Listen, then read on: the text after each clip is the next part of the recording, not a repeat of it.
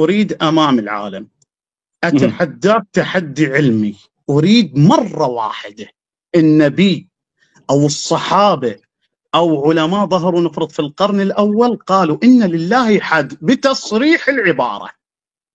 يعني أنتم تقولون ديننا من الله والسنة، نريد وين الله أو السنة قالوا لله حد.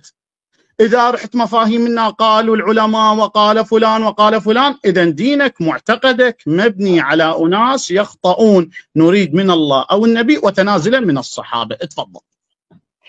طيب هلا نحن بالنسبة لنا أصولنا أننا نأخذ ديننا من الوحي، ولكن لو كنت أنا الآن أتكلم بالإنجليزي، لو كنت أنا لست عربي ماشي، كنت أتكلم بالإنجليزي، هل سألتزم الألفاظ الواردة بالقرآن الكريم إذا تحدثت عن الله سبحانه وتعالى؟ هذا ما له دخل بالموضوع. لا ما له دخل.